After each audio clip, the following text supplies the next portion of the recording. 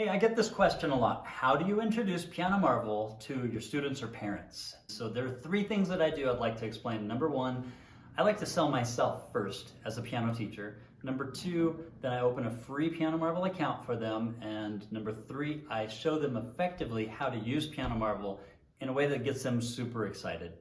So let's go to step number one. Every teacher knows how to teach by rote, so I just start with this. And I'll have Jacob come over and play the song.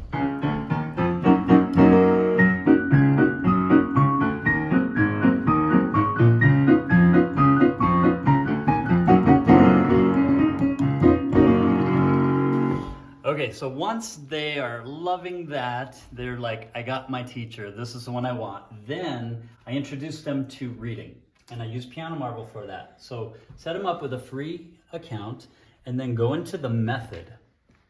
In the method, I always start with 1A, number one, regardless of their level of ability.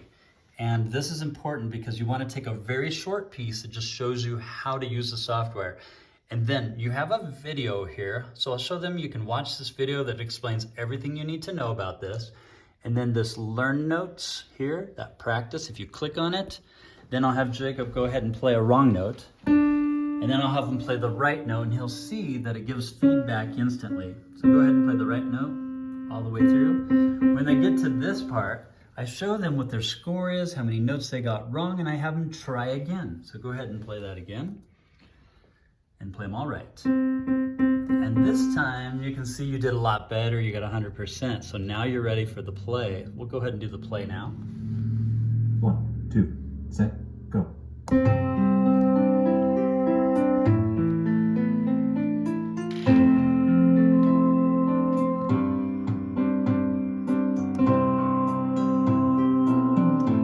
Go ahead and play a note wrong.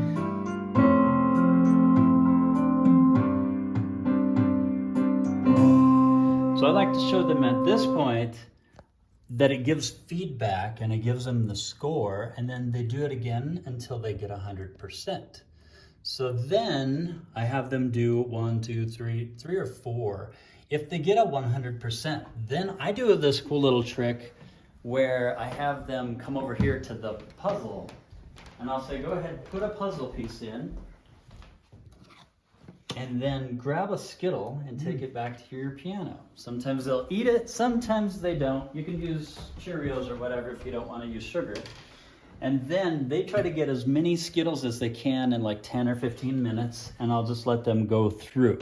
A couple of other things I show is these tricks: how to get to the next, how to go back, how to increase the tempo, and some of the shortcuts like the space bar, plus and minus keys, and other things that make it exciting for them and allow them to move quickly through the exercises. And then this is the next thing that is super important. When they go home, instead of assigning them a million different tasks, give them one thing, one challenge only, and say, how many songs can you finish before you get back to the next lesson? And they will surprise you with how many they do. And that's it.